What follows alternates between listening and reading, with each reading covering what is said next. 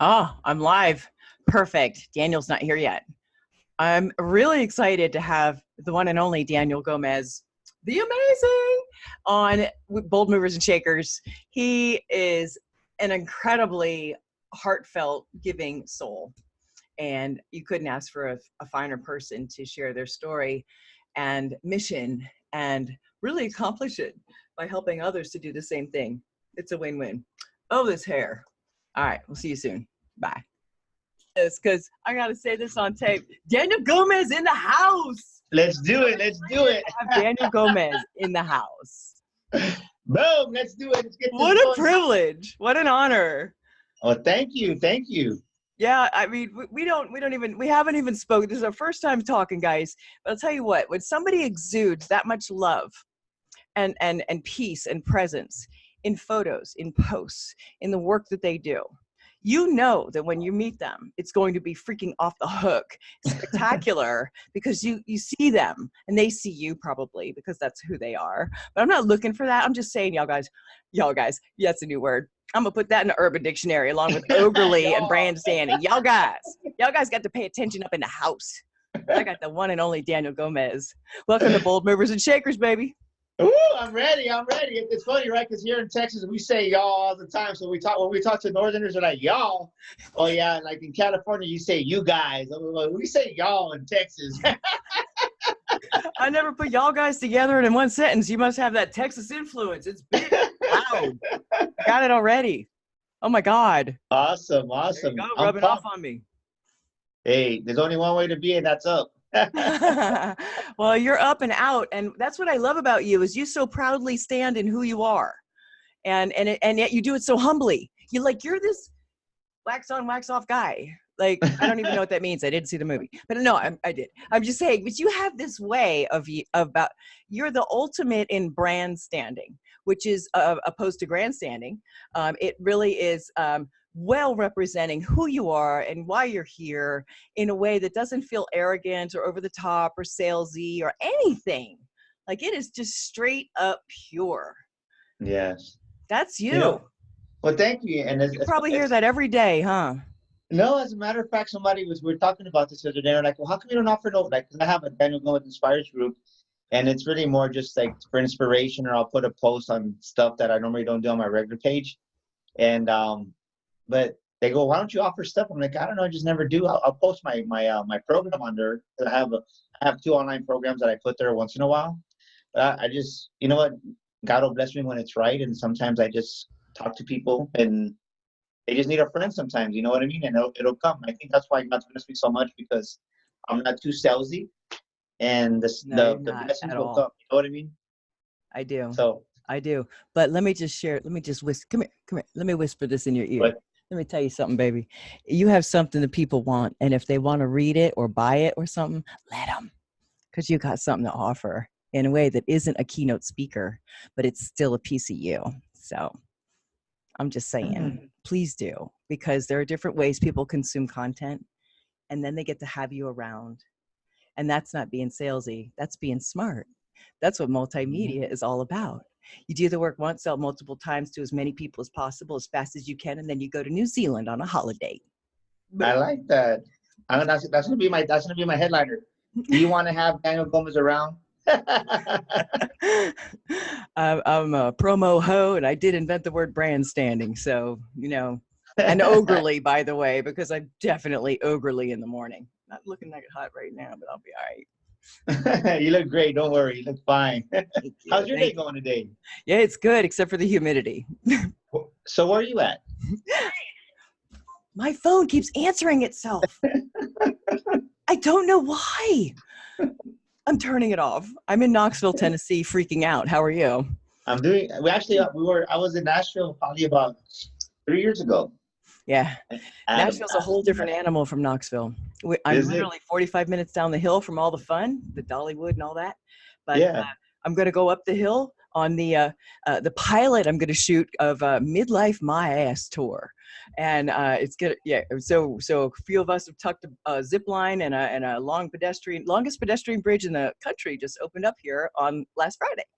And Really? yeah, and what I like is that it has clear acrylic panels, and what my friend doesn't like is that it does. So some of us will go and some of us won't, but I'm going to film it because I really want to see like how inspiring it can be when you actually go for that thing. And it might be zip lining, it might be visiting your, I don't know, long lost mom or something. I don't know, whatever people's bucket list is, but I'm about having fun.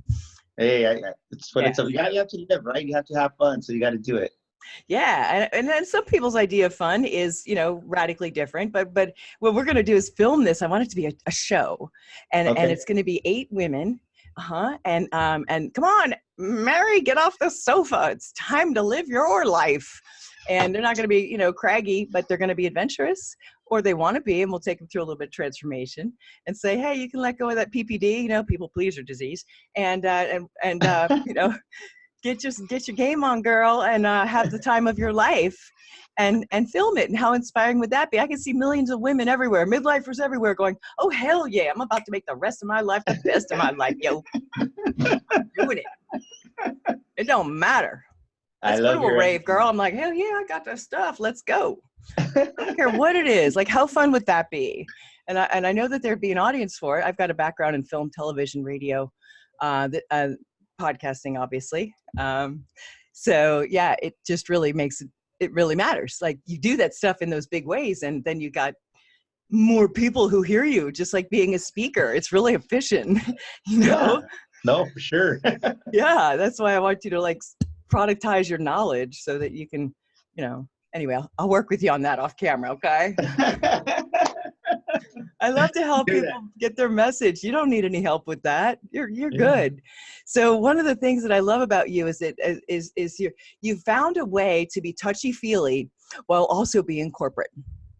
That's mastery right there. Like, it is. I mean, there's just like this huge debate on LinkedIn, like, it's going to turn into Facebook. It's in it. So, I don't know what's on your Facebook wall, guys, but mine's very positive and it's upbeat and there's no drama.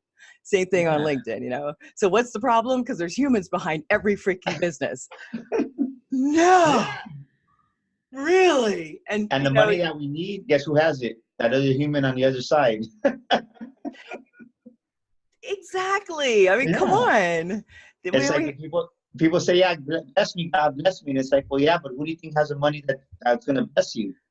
Of course, God's going to bless you, but he puts humans in front of you. And if you miss the opportunity, you don't get it. Yeah. Hello. Yeah. Duh. So but you'd be surprised how many people they don't get that simple philosophy right there. Really? Yeah. What do they think?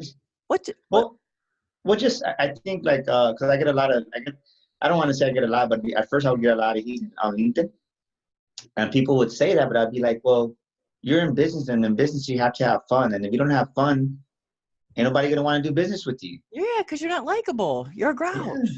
So I agree with you on that. You have to just loosen up a little bit and have fun with it. It's the culture you create. I just did a keynote, 2 of them actually, at the convention center here in San Antonio.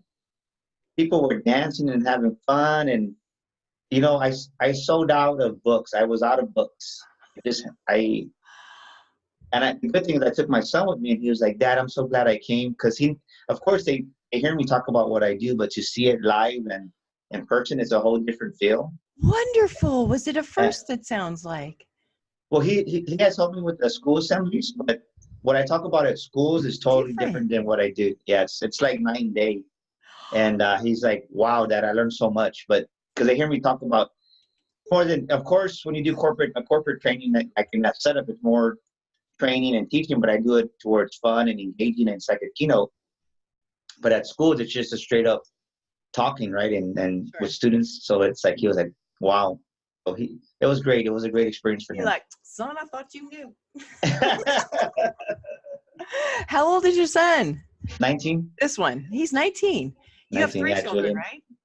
Yeah, Brittany, which is 27, Alicia, which is 23. What? And then Julian's 19 years old. So yeah. Wait a minute, I thought that'd be the oldest one. No, I'm 45. I'm 45 years old. You're not. You're not allowed to lie on my podcast. I'm 45 years old. You got 45 the years youth of young. a teen. The teeth of a baby, like perfect, beautiful, freaking, when their teeth are all awesome. It's like not a cavity, nothing. And the spirit of an old soul. No wonder you're just such a delight. And I'm so glad he got to see you stand up and do that bigger thing that is you. Because Thank you. that's revolutionary, like life changing, like total different impression. And he's old enough to get it. He's not 7, you know. Yes. That's so good. And the good thing is it was on leadership, and he just got a promotion at work, so it really spoke to him. Because half of the people that were there were like supervisors and managers, so it was good content for him to take in to really appreciate people. Because sometimes he's too and he got that from me, right? When I was younger, I was kind of a cocky leader, you know. I can still hear it in your voice. Get that from me, yo. A little bit of But it's cocky's like, not bad. yeah. So, but I don't want. I want him to be humble. I mean, to walk with his backbone, but to love people too. Yeah, So there's a that's what I want him. difference. Yeah. Yeah. It was good. It was awesome stuff. So I was excited about that. Oh, no doubt. No doubt at all. Now you realize since he's seen you that way, you're going to be held up to that, right? Like, Dad, on stage, you were like this. So what up? Just saying. It happens. You know, as long as there's some consistency, which I know there would be with you. So for those of you that are listening, Daniel Gomez does spreads love, and he does it on keynote speeches, and people think they're hiring him for leadership training. But what happens is they just walk away feeling better, and then life is just improves for everybody in their world. So it's like mass appeal. How does that work? You're amazing. Yeah. Yeah, No, that's what you do. Yeah. it's awesome. There was this woman. She went in there. I mean, for people to wait 15 minutes to get a book, that was like humbling. It really was. And I remember I got home Wednesday, and I was just like I was just choked up. I just got on my face and said, you know what? Thank you, God. Yeah. And then for them to come up and to really like, one woman was telling me about her son and about this stuff, and I wish my son could have kind of heard part of your speech today. And so it's like it went deeper than her heart, right? I went into her soul. So when you're able to do that to corporate employees and to really just touch them, because 70% of corporate employees are disengaged. And why are they disengaged? Because they're not being led the proper way. There's a big epidemic in America right now, and the epidemic is great leadership. And great leadership is what's missing. It's what's missing in a lot of corporations. Because nobody's taught that. You're promoted, and then you're just supposed to figure it out. And then that role is extreme isolation. In fact, nobody's more isolated than the executives. And I used to be a confidant to high-level executives, and I know what the pain is. They've built themselves sort of into a prison. It's like they didn't know they were building a castle with a moat.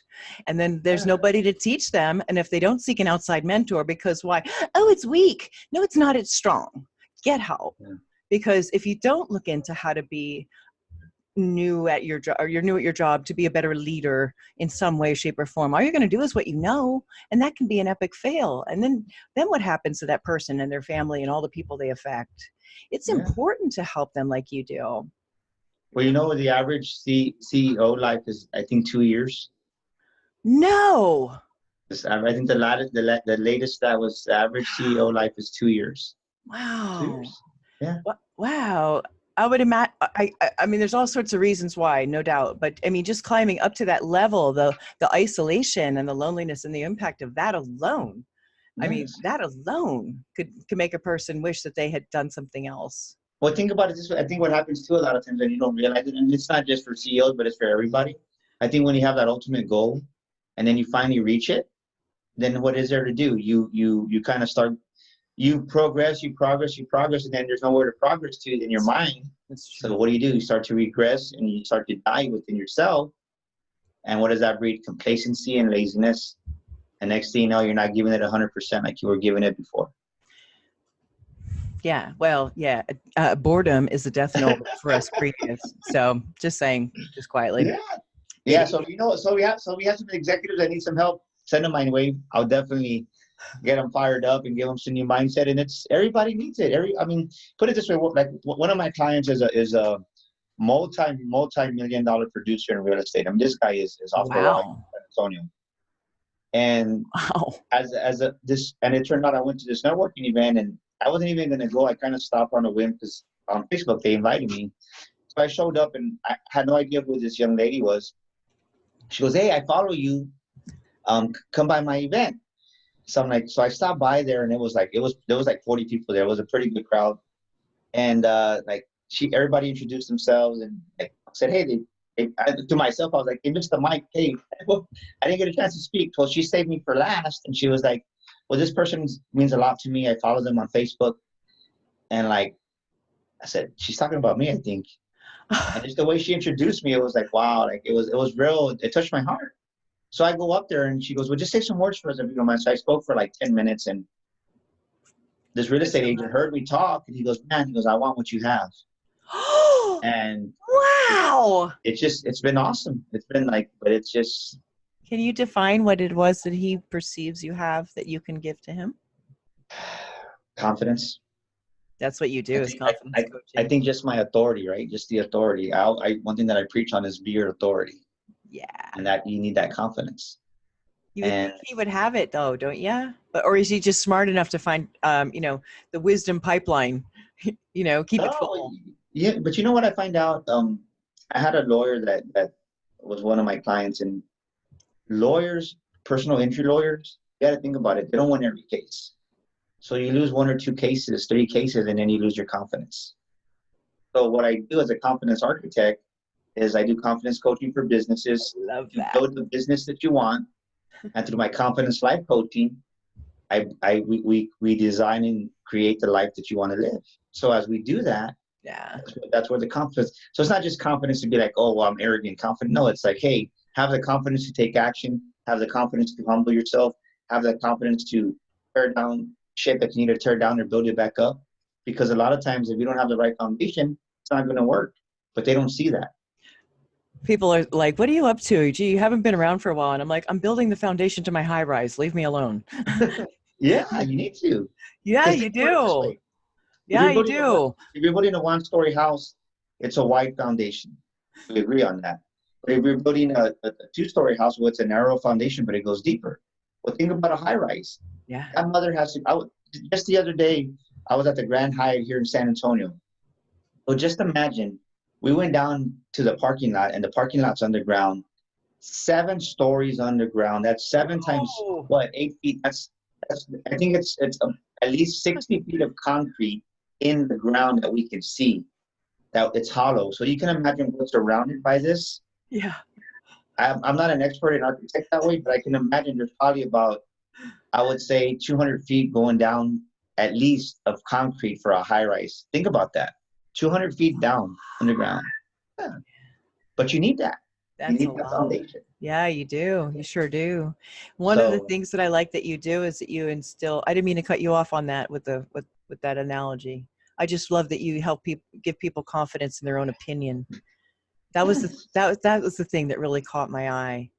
How can somebody in a big leadership role lose confidence in their own opinion? Well, being isolated skews your view.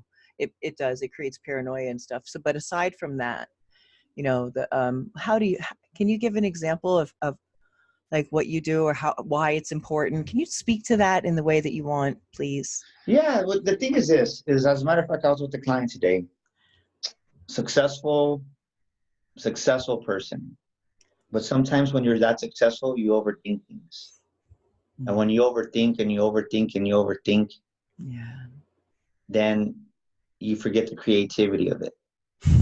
So think about this. Yeah. So with the conversation went like this is when you're positive, you have positive vibes, positive mindset. It's not just being happy-go-lucky positive. You have positivity on one side, you have negativity on the other side. So under those categories, you have positivity, you have, I call it a beautiful mindset. You have a beautiful mindset, and under the beautiful mindset, what's there? Creativity, happiness, joy, love, and just a smile, right? A genuine smile. Yeah. And on the other side, you have negativity, which is a destructive mindset, which you have frustration, jealousy, envy, hatred, right? So right here on the destructive side, there's no creativity, frustration. You don't think of anything proper, right? It's bad. But on this side, it's just where creativity, ideas, and that's where growth happens. The growth of your business, the growth of your life And it all roots from the positive mindset that you need to have. But it goes deeper than that, the way I teach it and the way we talk about it. But that's the general outline of that. So in order for your business to grow, in order for your life to grow, to create that, to build that, you need to be in that beautiful mindset, because that's where the ideas are going to flow from. And if you don't know how to find that state of mind, yes, you're I never do. gonna have it. Yeah, if you don't know how to find it, you're not going to do it. So most presidents or most CEOs of organizations or even VPs, they get so frustrated because they overthink it. So when you overthink it, there's no energy. It's all in your mind, right? Yeah. But you got Try to tell that to somebody who has to figure out a budgetary faux pas somewhere, or some literal things that you'd have your work cut out for you. You would. It needs to flow from your heart. Simple as that. It needs to flow from your heart. If it's not flowing from your heart, it's not working. I put out a post the other day, Daniel, that I showed the positive and the negative sign, positive plus and minus.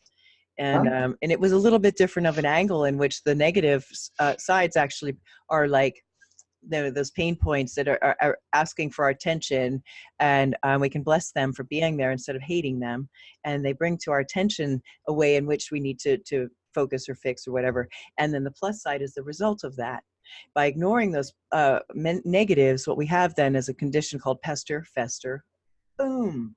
Pester, Pester, fester, boom. Dr. Seuss lives in here often.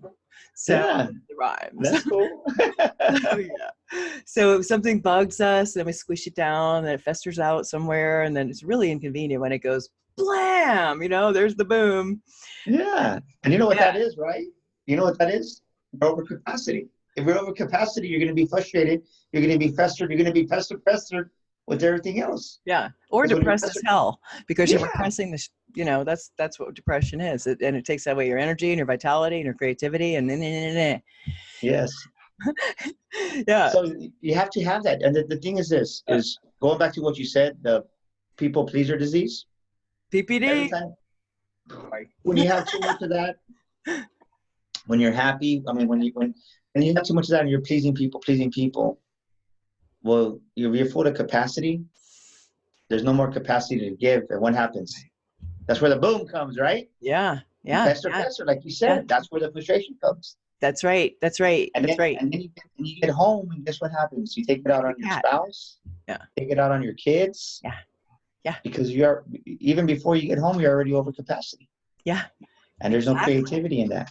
So, yeah, absolutely. There's chaos. It's hard to do both. Yes. Nothing breaks. Everybody says, why do you do what you do? It's because, you know what? I love people, and it hurts me to see people that can have a way to improve their life and they don't see it. And if I can help one person a day, I did my job for the day. It's insight from the outside, and because the external view can see more than the participants who are buried in the forest and the trees. So an outsider's opinion, not opinion, but view, is just different, and it's often a lot clearer. That's why the encouragement for get a mentor, why you need to have external people you can count on or learn from, because no man is an island. And treating themselves like that it has such an impact on every single thing and every person around them, and the cat too. They hate being kicked every day, Yes. So I like that insight from the outside. I like that. I like the way you say that. Insight from the outside. You can quote me. I haven't licensed it yet. Stick with me, baby. I do taglines, headlines, and content that really gets the letters open, and people, they want to know you that.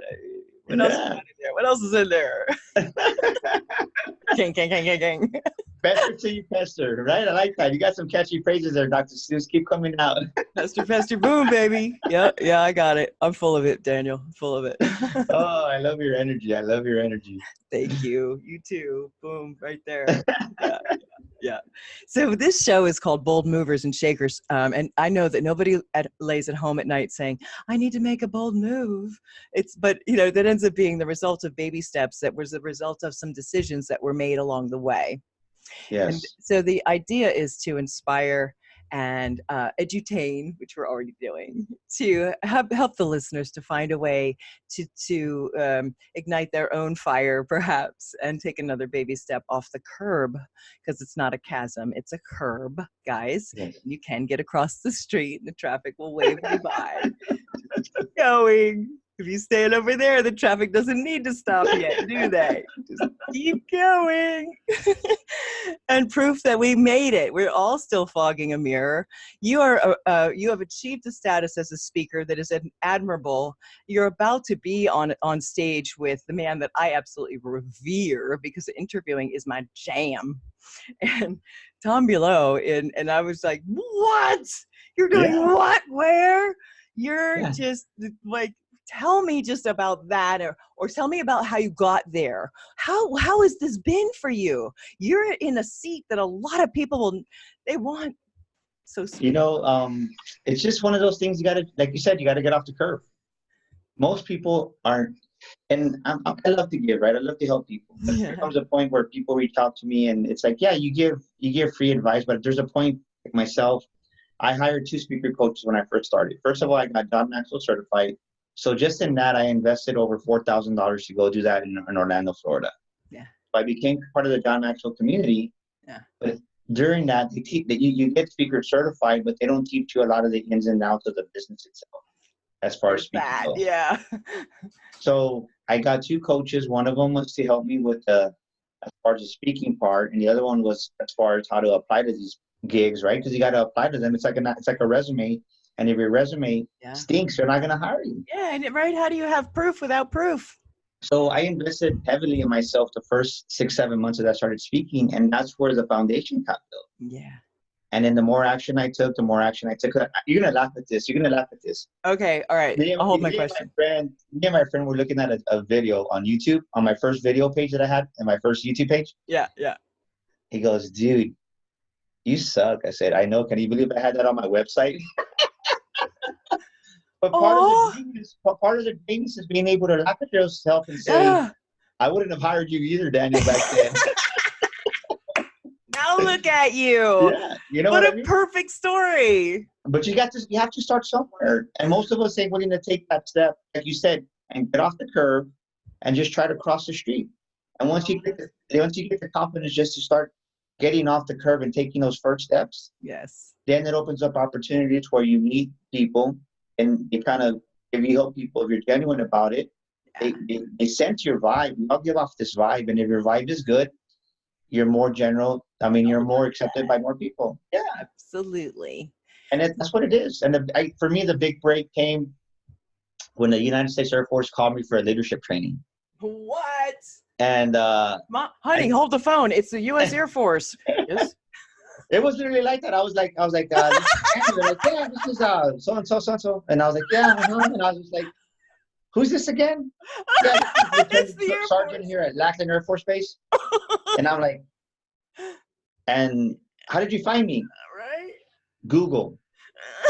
The number's on your website, Holmes. They found me on Google. They found me through Google, right? They did a Google search, and I came up for leadership. Wow. That's how they found me. And I said, so where are you located? They go, sir, we're here in San Antonio, Texas. Will you or what? And then after a while, after I interrogated him, he goes, will you not consider doing a training for the United States Air Force? And I was like, yeah, duh, right? But I thought it was a crank call at first. Yeah, right. What do they need to learn? Yeah. What do I got? Well, I always tell people, if I can bring value to the United States Air Force, what can I not do for your organization? And people, it's just mindset, right? It's like you said, it's looking at it from the outside in, from an outside perspective, looking inside. And that's what it's about. So when I had got that footage for my video, and it's like that kind of took me to the next level, because it was what better referral do you need from the United States Air Force? Right. I saw that part of the video and I was like, did he do service? I don't see it. I'm looking to see if you'd served No. So, and the awesome thing about it is, and I know some speakers that, they've served, but they haven't been blessed with that opportunity. And it was God opening doors. So it's good stuff. I'm excited. So that was a big break in July of last year. So this July will be a year. And after that, everything just kind of skyrocketed. And one thing that I think most people make the mistake of is they don't do enough videos. I just got an email Your videos are Monday. beautiful, by the way. Just What's that? quietly, your videos are beautiful. Thank you. And I got Yeah. this email, and this gentleman was like, "Hey," and I knew who he was. He goes, "I want to let you know I saw this video that you did." Yeah. And I was like, "What video is this?" Well, the video was 6 months ago. But I say that because if you don't put videos out there, your videos live forever on Facebook and they live forever on social media. They're there. So if you're not putting out that content, you're hurting yourself because it's stuff that, yeah, you're doing it for free. But just imagine if one person sees it and that's a power connection or somebody that really Yeah. feels you or needs you, Yes. you never know where your next lead's going to come from. It's so true. It's so true. One of the products that I offer, Daniel, is I'll create a show, script something specifically for the guests to show themselves and their sparkle, and create the questions in a flow so that it stops, and give segments so that they can then piece those out and use them to market themselves. Because, Yes. and at least they've been on one show, so maybe they can get on another podcast. Right? Or maybe, Yeah. their long-winded 3-pager website shrinks down to a doable, consumable page because they have a video on there talking about their passion and their ideal clients. And it's an interview. So then they get automatically credibility, authority. It's somebody gets to see, oh, actually that person can put a sentence together. Maybe I can have them on my podcast too. Oh my God, I've had some bad guests. And they don't do well, and it really helps to know in advance that somebody is actually a really good speaker, so they look for your reel. Yes. Right, or some sort of proof. So that was the question I asked a long time ago. How do you give somebody proof without having proof? So for the speaker that wants to follow in your shoes, what size shoe do you wear so they can follow? 9.5. 9.5. Just want to know that. It's medium husky. So that they can then see, okay, like there's tons of speaker training out there. I'm not trying to put us through those paces. What I want to do is focus on that moment though. Back then, you don't have any proof. How did you get the gumption, the notion that you should be a speaker when you're looking back at your old video, your old reel, and going, man, I suck? Well, actually, my speaker coach at the time says, dude, you need to go and get some live footage. And I just took action. I went knocking on doors and I volunteered my services because I knew my end goal was to get my demo video, and that's what I wanted to do. And he could have goes, what? I go, yeah, I already got a gig. And it was a free gig, don't get me wrong. No money was made, but that free gig turned into my demo video, turned into money. And that's the way you have to think about it. There you go. And one thing led to another, and then that video kind of multiplied into other segments. And it's just the way it is. And actually, those videos, I still use some of those clips because they have good lessons in them. So it's like they never go out of date. That's one thing about once you get video. And people say, "Oh, how do you do it?" No, just invest in a high quality camera on an iPhone.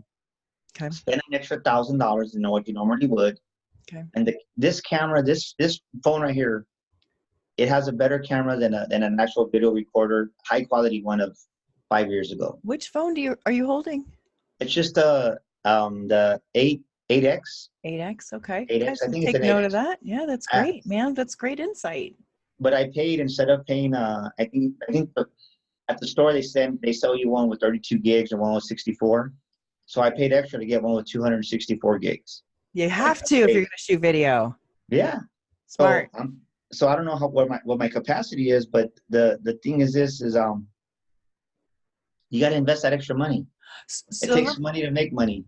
It does. And it's funny though, how life just takes care of us when what we genuinely are moving towards a need, whether it's, the traffic to wave us by or something, whatever, it always shows up. And I find it does. That's tremendous faith, just moving forward in faith. It's always worked out. We're all still here fogging a mirror. But so whether, somebody can get it right now or not, don't worry about it, guys. Just start looking for it. The first time that I was supposed to, I was supposed to get a radio show, and I would run around. I was asking the mailman and shit. I'm like, who do you do on radio? And they're like, why? I don't know. I'm just doing the mail, lady. And it's like, I have this intuition telling me I'm supposed to do radio. And it turned out to be, it worked out. Like, it was literally my best friend who had this line on it. And so when we're guided, when we can listen to that, that's the creativity part, not the chaos part. When we can literally trust our voice, it will lead us to an opportunity to get an iPhone that we need, or a rail for the ramp for grandpa. Whatever it is that we need, the things will show up if we just keep moving towards them. Yeah. In the way that and you're right on that, because this is the thing. We want everything to be perfect before we take action. But the thing is, the things that we need ain't going to show up until we take action. But actually creates clarity, right? It's like having a baby. There's never a perfect time to have a baby. You just have the baby and everything else will take place. But if you overthink crap about a baby, this and that, you're never going to have a darn kid. You just gotta run with it. Yeah, it's true. And I've met people with an amazing business plan, and the business fails because the owner of the business doesn't have the energy, doesn't have the capacity, and a strong will. Because a strong will overcome any education deficiency. It doesn't matter. You can have the best business proposal, but if you don't have the will and the persistence not to give up, you're going to fail. Simple as that. Yeah. That's why you really, really, really got to want to do it. I tried so many different topics when I first started out as a speaker, and I would come home and I'd be like, is that it? Is that the big everything? No, that wasn't quite it. It only took 3 of those, and I was paid for the 4th one. I mean, I was literally volunteering to go out and speak. Yes. Like right away. I mean, who knew? Sitting on the curb wouldn't have seen that. But I'll tell you, every time coming home and reassessing, like, how do I know what my message is? How did you figure out what your message is? Really? I think for me, it was simple, because I think when my wife was diagnosed with breast cancer, it just brought me a lot closer to God when I was younger. I first got saved when I was 26 when my dad passed away. And then I strayed away. And then when this happened in our life 2 years ago, my heart came back to life, and it was just a natural. I've always been an encourager, because when I ran organizations for 20 years, I always loved to inspire people and encourage people. I think when the power of God came into my heart even more, it just amplified it. And it was a message that was always there. I wasn't utilizing it the right way. And I think because sometimes I can be a jokester. But when you have pain inside yourself, like I did, just because of life issues that I felt I could have done better, instead of using it for a positive, I didn't use it for a negative, but we joke around, or you would pick on people, like just playing around. But sometimes that discourages people more than you realize. Does that make sense? Sure, I got it. So I just turned that around, and I said, you know what? I had to go back to where my roots were, and that was to really encourage people, because I always love to do that as a leader of the organization. So you went back to having fun instead of fun at other people's expense. Did I understand that right? Yeah, and not that it was bad expense, but sometimes just even with friends, sometimes we joke around, we call it horse playing, but it goes back to that lie that we learned as kids: sticks and stones may break my bones, but words will never hurt me. That's nothing but lies. They do. Yeah. Because words hurt more, and even if you're joking, right? And I was a kidster, so I love to joke and have fun. And then you have a couple of drinks, and then you're joking around, and next thing you know, I don't even realize, but I can imagine that there was a couple of people that probably maybe, now that I see from this side, how many people have self-confidence issues, or just, their self-esteem issues, which is a lot more than we think. I'm like, man, how many people did I bring down instead of helping them up? You see what I'm saying? Was it a change in your sense of humor, or were you just going through a hard time and a little bit more edgy? No, and it wasn't bad. I mean, it wasn't. All I'm just saying is, even when you say jokes, kidding around. But was that always how you were, or was this new? No, I was always a joke. I always like to have fun. Just get sensitive. I'm sorry, but where's the sensitivity come in? If I just really want to understand something. If these are your friends and they know that's your style, and then they're starting to get hurt. I mean, people have trouble discerning. Am I not supposed to listen to anybody else? Is the outside world just la la la la, or is this a valuable feedback? Or is it them, or is it me? Like, discerning, if you really always had that sense of humor, why all of a sudden was it a problem? Well, no, I think more for me. I think Yeah, because I just wanted to really help people. Does that make sense? of course. But you were Yeah. always like that, yeah? Yeah. But Yeah. there's always another level. Yeah, that's And true. I guess the light switch came on me, and it's like, you know what? I don't want to be here anymore. I want to take it to another level. I'm so proud of you. Look at And I all the think the people other, you serve. I think as I really searched it and really focused on really wanting to help people Yeah. and just really seeing how much help my family needed internally, I was like, why wouldn't you want to do this? How many other people are hurting? And you realize that just by, as a matter of fact, I'm going to do a live here sometime next week. I have a corporate sponsor that we do school assemblies around the city and around South Texas. And by giving back to these students, we've saved 10 people from suicide, 10 students. Wow. And one of these students was even in private school. So go figure just the power that one has to really impact and change somebody's life when they really, really put their heart and soul. Wow, yeah. Does that That make sense? sure it does. Sure it does. So you Oh, decided to bring the light and love to other people on a bigger scale, and the way became known. yeah. Well, it And opened up. just like that lady, like I was saying, she came Awesome. up to me and started talking to me about her son or whatever else. I was like, but that she felt the love. She felt the fact that Yeah. there's something missing in my life, and this guy has it. That's What is it? amazing. You know what I mean? I have had somebody say that to me and I was floored. Yeah. Or that you're the top of my gratitude list today. Wow. Thank Yeah. you.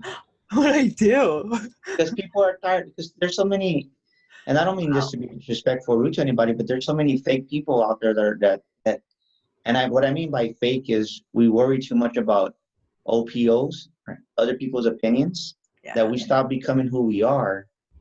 And the way we see ourselves is through the eyes of the person's opinions that we're close to. So So we lose our own identity and we don't even know who we are ourselves. It becomes reality. It becomes reality to us, and it's not even us. that's what I was asking you before, and I may have misunderstood when you said that you're a jokester and then some people were getting hurt. And I said, how do you know that it's not you or it's not them? How do you check in and know, hang on, I need to check my own self? Yeah. How do you know the difference between the world feeding you a bunch of crap because you're surrounded by, skunks and monkeys and burros, Yes. it happens. Honestly, I have this expression, bro. It's skunks and roses. Even skunk spray, God made them that way. They have a purpose. But even if you're a rose, if you get in a room with a skunk, you're going to come out stinking because that's what they do, skunk spray. So you want to just look for the freaking tail stripes before they get you.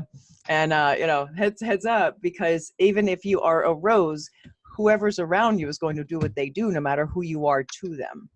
And Exactly. so, yeah, it does become a matter of, is it them or is it me? I think I'm the rose. Yeah. But I think like what I said yesterday at one of the speeches I gave was, you don't need to have a check mark on your shirt to be cool. You don't need to have certain shoes. You don't have to have a certain purse to fit in. Just be you. Yes. Be yourself. Yes. And I think when they realize that, all they got to be is be original. One of my speeches for my students is be original. Just be the best you. And when you realize just to be original, just to be who you are, and wipe away all the bad things you've been told, or all the things that say you're not good enough, or all the things that say, man, that shirt's ugly you're wearing. Who cares? If you think it's beautiful, wear it.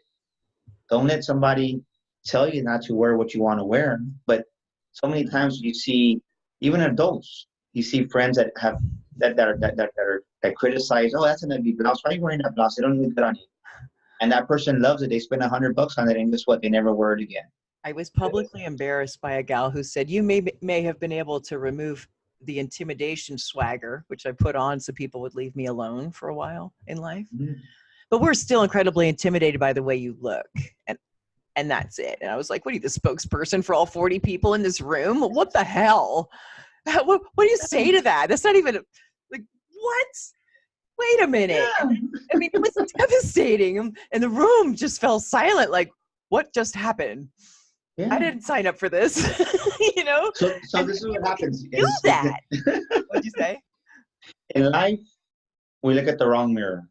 And when you start Yeah. looking, if you start looking at the reflection of who you are, instead of looking at the reflection of how other people see you, and you don't allow that to become your reality.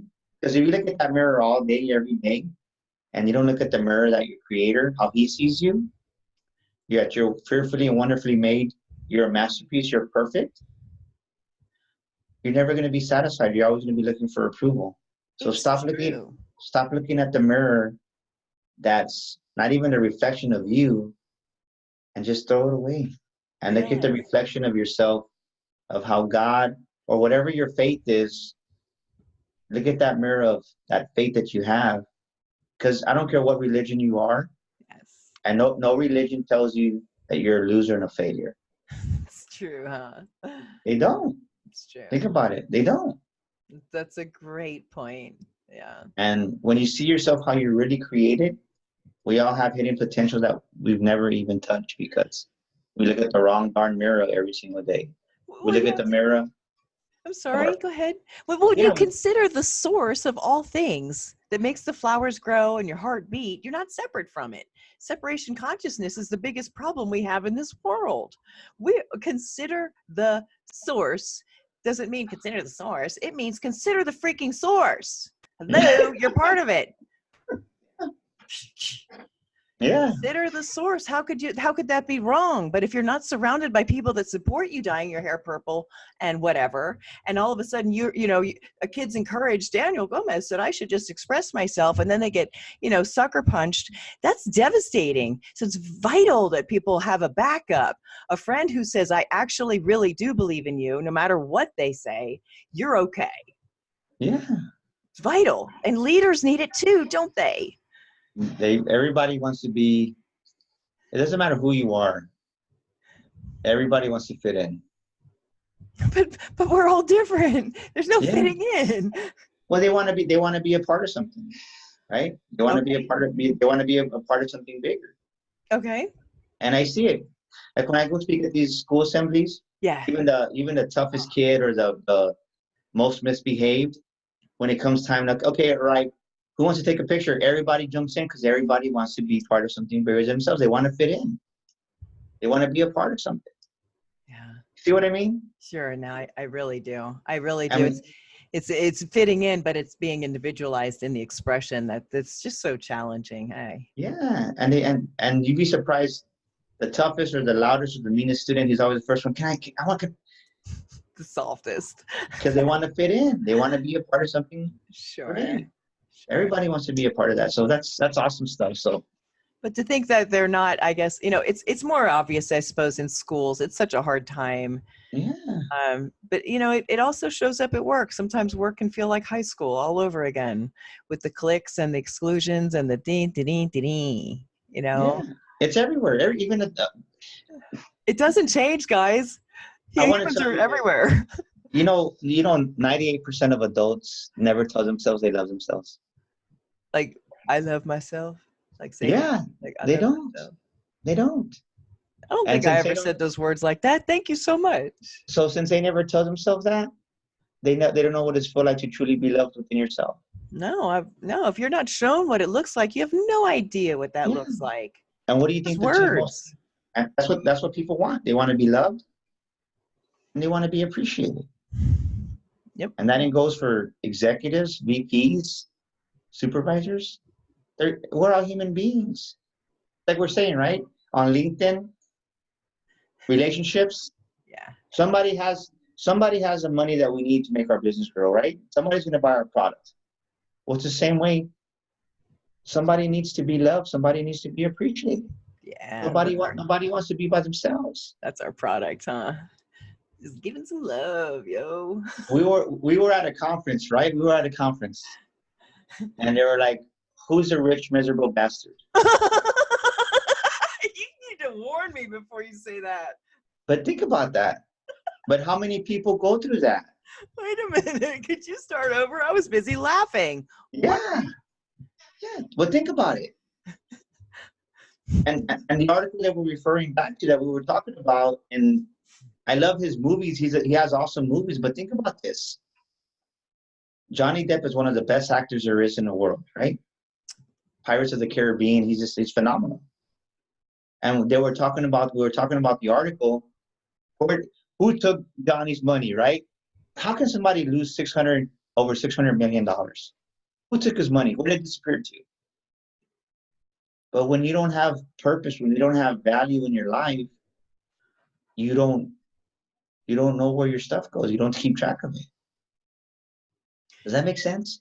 Oh, it does. It really does, no matter what. And so in contrast, I'll share this with you. A woman in my class recently said that she did a stint in her psychology studies at the homeless shelter. She said, without exception, there is one main reason that everyone said they were there. And my first thought was probably drugs. And she said, no, it's actually a lack of purpose. Every one of them said, I just feel so lost. Yeah. And I felt that way for so long. Uncertainty stinks. It really does. And so being able to just sort of realize that in the moment, everything's still working out, and just try to keep your sense about you, so that likability, that happiness, that happy for no apparent reason is one hell of a goal, and it's achievable, guys. Just say, how can I be happy for no apparent reason, or whatever. Well, think about this. It's hard though. I'm a big believer in. I'm not a big believer in being rich. I'm a big believer in having wealth. Because when you have wealth, you have happiness, you have joy, you have adventure, you have family. You're balanced. Yes. But when all you're chasing is riches and money, you're never gonna be happy. No. And you're like, that's not. It's true. Look at Robin Williams. He's such an amazing person. All the money, best actor, but he was missing something inside his soul, inside his heart. Hard to figure.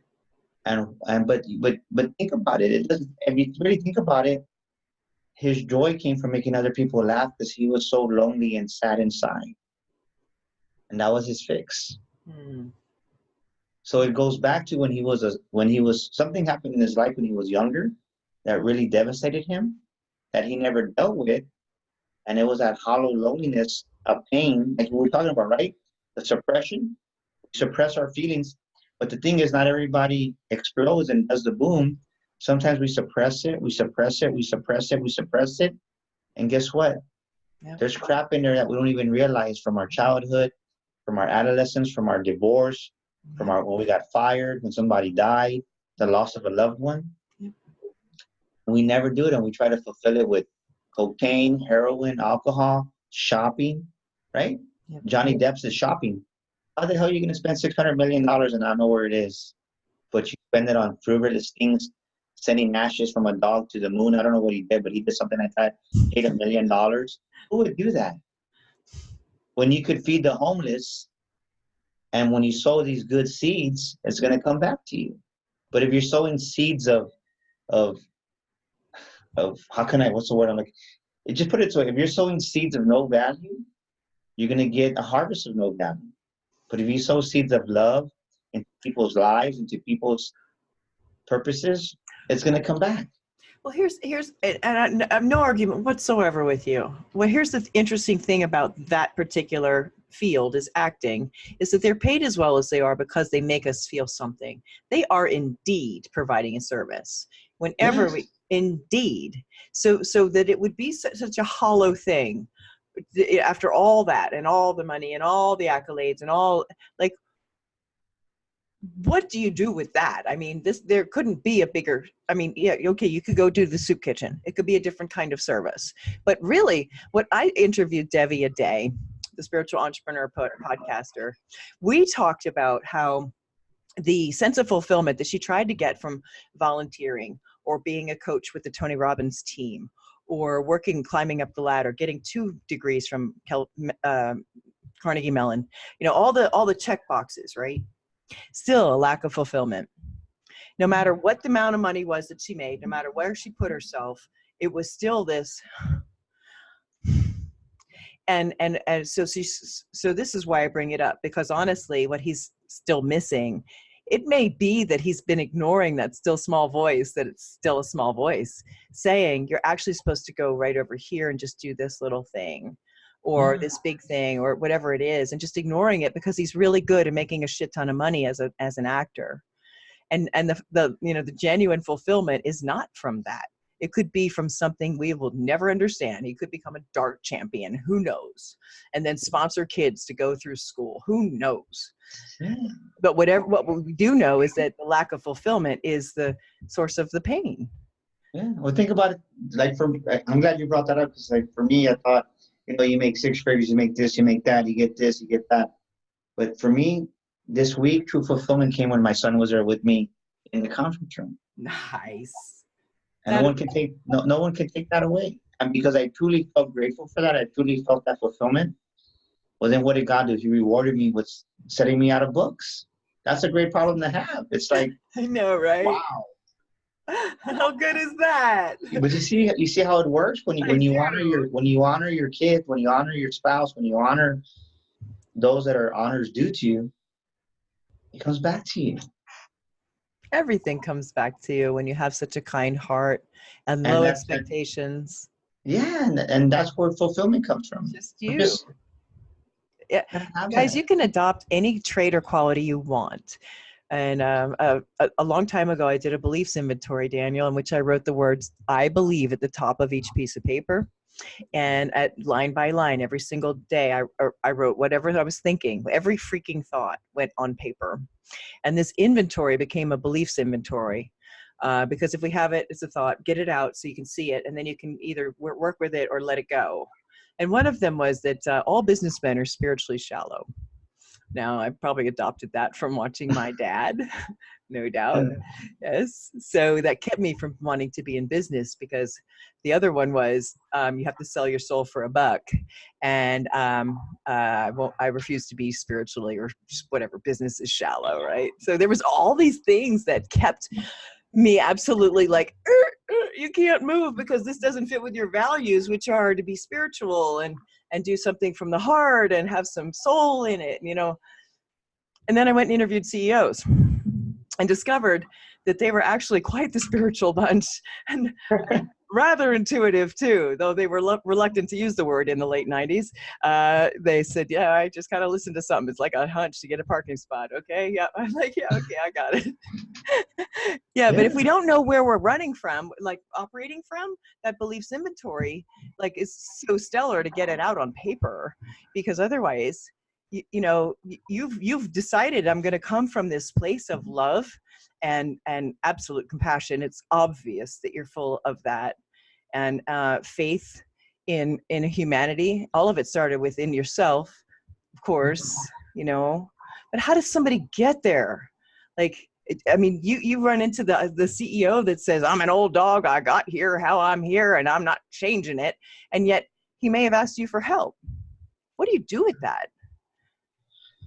And I think you answered your own question when you said about compassion. You have to see it from all a person knows is what they've been taught. So I say that because if somebody is, just to say, rude, that's what they were taught as a child. If somebody was taught to steal, that's what they were taught as a child. When I went some way, shape, or form, they were taught that. The message was communicated, because babies are born perfect, aren't they? Yes. And then what happens is, then we have the belief system is what's the one everybody says across the country? Can't teach an old dog new tricks. Right. But if you believe that, it ain't going to happen. Right. And I go in there saying, nope, my God is greater than anything else. And when they sense that love that they've never felt, that love melts their heart away. That's so awesome, Daniel. That's so awesome. I had a coaching session yesterday, and this lady, she was so like, she didn't even realize, but she had a lot of anger inside. And I said, look, we're going to push to this. I understand where you're at, and that's where the compassion is. But sometimes compassion is, but sometimes compassion is like, hey, shut up and listen, right? Listen.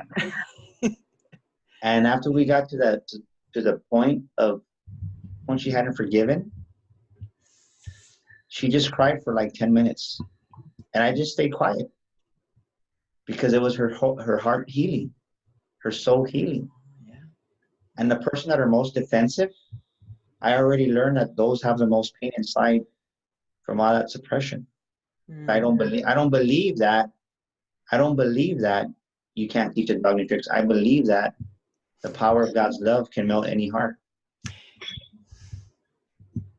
That's my belief system. You can lead a horse to water, but you can't make him think. Yes. Right. And then I want to share this with you is that, so when I try to teach this, it's not just a belief system, it's the agreements that we have. And the agreement is, what are you agreeing with that doesn't serve you anymore? Yes.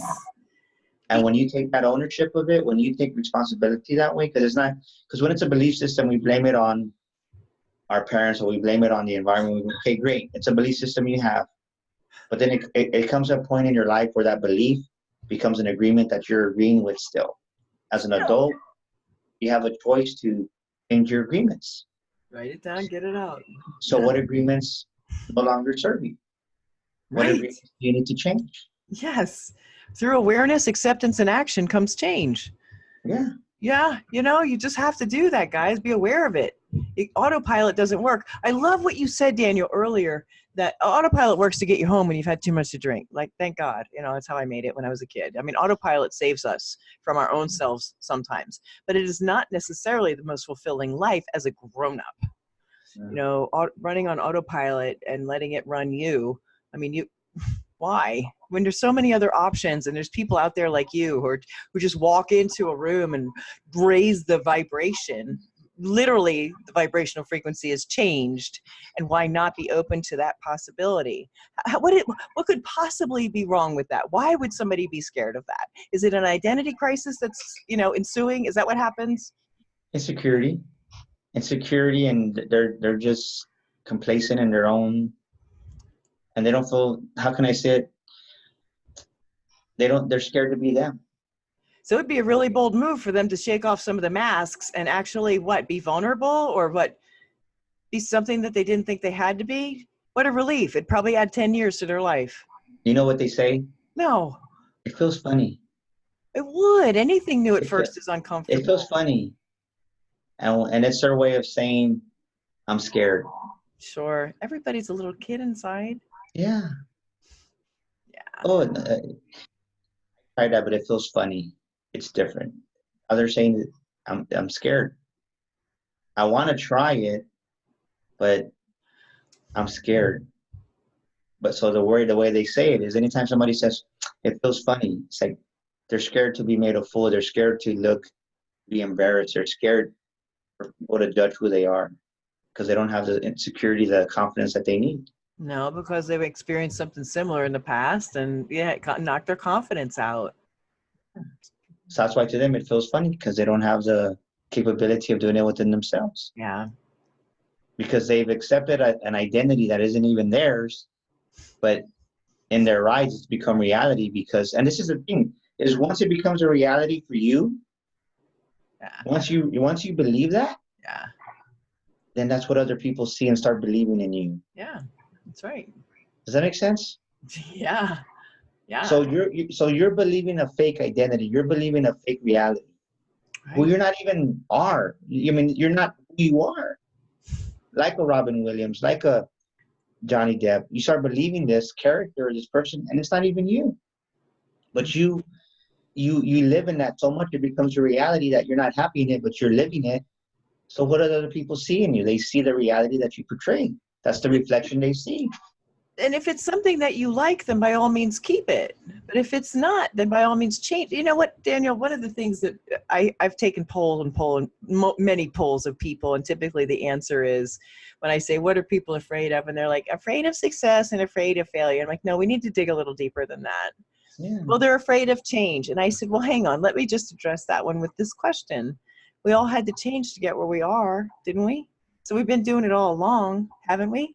So what's the problem? I'm just curious. It's always been changed to get where you are, guys. It's not some dramatic thing that somebody's now asking you to wear a cape and a Zorro mask, unless you want to. I mean, you had to change to get here. Yes. Just saying. But this is the thing, though. Many people don't know how to change. I guess you have to realize where you need that first, you know, fix They one don't. thing at a time. Some of them don't have the awareness. Some of them don't know the know-how, or they want to, and then they get out of that. They get out of that comfort zone, and then they get frustrated. So just like a dog that has an electric collar, and they're running towards the wire, brings them back. It's a learned reaction. Yeah, go back. So you start running toward your dream or that thing you want to try, and you get that first initial shock of frustration, and you just go back home. Yeah, or you have somebody, you know, stand up in front of a public group and slay you with a smile on their face, and it leaves you like going, I don't think I'm ever going to go out into public ever again. That was horrible, you know, and it scares the crap out of you and is discouraging. And I don't know about you, but you're a faith-filled man. I'd like you to answer this question. Is it true, do you feel it is, that the bigger and the brighter that you get, the more often, the bigger the obstacles, the greater the opposition? Do you buy into that? Well, no, it's not. Yes, Some do. I'm gonna know, but I'm gonna tell you this is a way. Actually, it's funny you say that because I just read that this morning in the Bible. Nuh-uh. It's not that it's an obstacle. It's, if you look at the book of John, it says that God Himself. I'm pretty sure you've heard this, but it talks about we are the God is the vine and we are the branches, right? Yes. So every fruit tree has vines, has branches, but what do you do to it? You prune it to grow, to be more fruitful, right? Yeah, you cut it back so it can grow bigger, huh? That's so crazy. God cuts us back sometimes when we're doing good, and it hurts, it stinks, it sucks sometimes actually. Why? Because the way we're going to be more fruitful is to build a character within ourselves. It matures us. And sometimes the only way you mature is through those obstacles, through being pruned back. That part I can totally understand. Totally got it. And that's what it is. So yeah, so the only way, put it this way, I work out a lot. I try to. And the only way you're going to bench press 250 pounds is first you got to go through the training to get to 200 pounds. And it stinks. If you've never done it, it hurts. You're sore. You're out of your element. But then when you get to that 250, you're like, wow, okay, let me go to something else. So to get stronger, you got to push through those pain points. And then your muscles get stronger. They develop. It's the same way spiritually. It's the same way with your character. But most of us, I'll say this, and because I was guilty of this. Okay. I wasn't as mature as I thought I was. We're always a progress, in a work in progress. What are you referring to? Just in general. If you don't have the character to sustain the blessing will destroy you. Wow. So that happened to you, it sounds like. No, but the lesson that I've learned, but think about it this way. If you don't have the character, the maturity to handle the blessing, look at people who win the lottery. It destroys them. 90% of them are worse off than when they first won the lottery.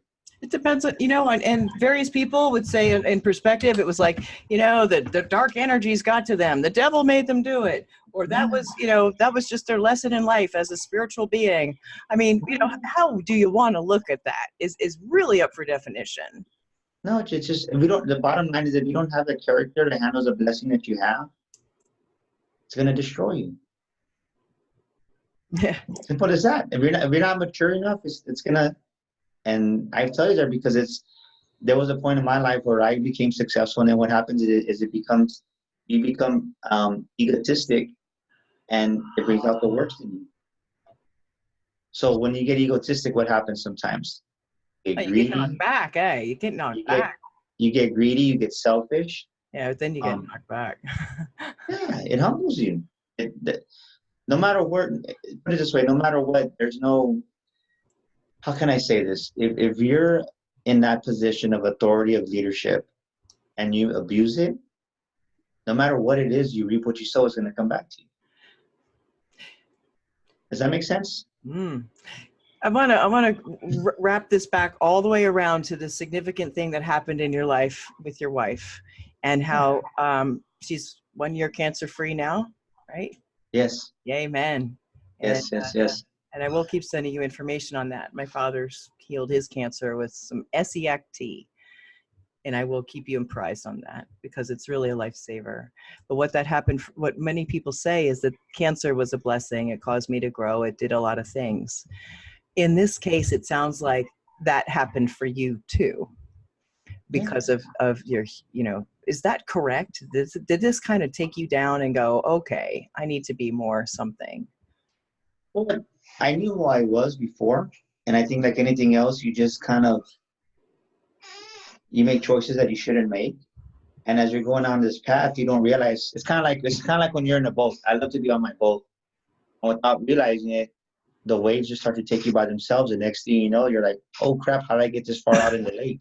Right. Because there's been many times when we're out there and the breeze is beautiful and we take a nap 30 minutes and you're like, oh crap, right? We're almost by the cliff or whatever. Yeah. Well, the same way the water takes you and the waves take you on the lake, or whether you're in the ocean in the boat, life does that to you sometimes. And when you don't put that anchor down, you drift to areas you didn't even realize you wanted to be. So when something like cancer, or whether it's cancer or diabetes or a death in the family, whatever it may be as that extent, yeah, that's what the question you want to ask yourself is, what's the gift in this? But most people never do that. They always become angry and bitter, and they say, why me? Yeah. Why did this happen to us? Yeah. The warning signs have always been there to help us grow. The smaller lessons have always been there to help us grow. Yeah. But if you're not paying attention to the smaller lessons or you're ignoring them, well, then it goes from a bump in the road to a fender bender. And when you don't pay attention to that, boom, you get the major accident.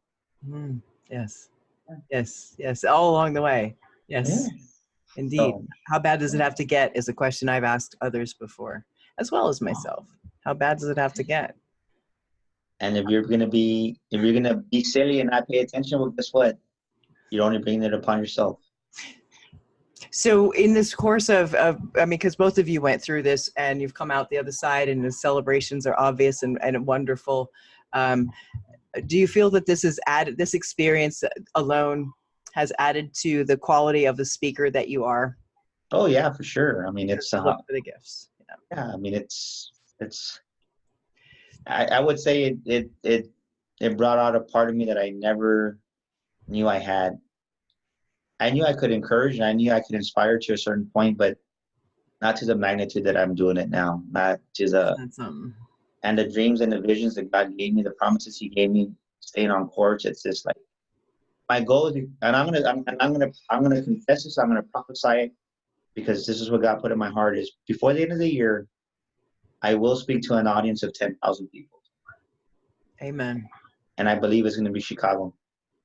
That's so great. That's so great. And I believe that. And I say that in confidence in God, that I'm not scared to say it because I believe it. When you say it in faith, you get into existence to the world. It comes to us. I don't know about you, but I didn't make it up when I saw myself sitting on Ellen DeGeneres' couch. I've been on Tyra and I've been on Steve Harvey. It's not a claim for fame. It's taking these women on the Midlife My Ass tour and having a great time, right? And inspiring others. And then Ellen's producers are like, come on over. I didn't make any of that up. It came. I dropped to my knees and cried when that vision of sitting there talking to Ellen like I am to you came, and it happened twice. You don't make those things up. So when you say God put it on your heart, I get it. Yeah. It's done. It's already done. And you focus on it. You start attracting the people that you need in your life to do it. It's destiny. Mark Victor Hansen used to say, what you want wants you even more than you want it. Yeah. I mean, that's what it's about. I love that. I love that you're such a peaceful warrior. That's you're a faith-filled stronghold, and it's such an inspiration to have you on Bold Movers and Shakers, Daniel. If people want to work with you, what's the best way to do that? Are there any final thoughts? I hate to let you go. I've kept you too long already. No, just actually you can Google all my stuff on Google me on Daniel Gomez Inspires. That's my brand, Daniel Gomez Inspires. I And what love I did for what I did for your audience is you go to my website, danielgomezspeaker.com.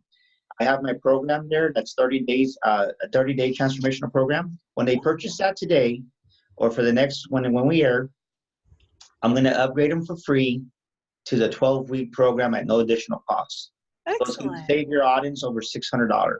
Excellent. So, and they're going to get the workbook. They're going to get all the goodies at no additional cost. All they got to do is just subscribe to it, pay for the 30 days, and then send me a message through my contacts there on my website and say, I saw you on Alexis's podcast, and boom, I upgrade them just like that. That's so awesome. Because I want to give back to your audience. So DanielGomezSpeaker.com. And then if you Google me, Daniel Gomez Inspires on Google, Yes. my Facebook will come up, my LinkedIn will come up, my Twitter will come up, and my Instagram will all come up. So. Because you're just up, baby. Where you going? I'm so excited to have you, and thank you for the ramble and the roaming and the realizations and the love that you spread. I know that podcasts are the way that we can easily reach so many people through both our message and the tone, the love, the place you live in that comes out through the airwaves, and it makes all the difference, and that's why I do it. Well, thank you for having me. You were so much fun. I had a blast, and maybe we can do part 2. I want a part 2 with you. I really do. So, we're gonna, we're gonna do this. I had so much fun. Let's do it. I'm all in. I need to just stop laughing, huh? And let you have a say. Sorry. Thank you for having me, and audience, thank you for spending time with us here. And go to my website, danielgomezspeaker.com, and there you can get my course 30 days, and also my book's on there too. So that book will give you some great golden nuggets to help you take your life to the next level. Because one idea can change your life. Fantastic. Guys, thank you for joining us. Me and the illustrious Daniel Gomez, the man with his feet on the ground, his heart in the right place, and his eyes on the sky. He's going places. We couldn't have had a better inspirational speaker on so far, or probably ever. I can't wait for part 2. This is Alexis Rey wishing you that you'll remember to make it the rest of your life the best of your life, and ask every day, how can I have more fun today than I ever thought possible? Because it will show up. Thanks for joining us on Bold Movers and Shakers, interviews that rock the boat. We'll see you next week, guys. Bye. That was awesome.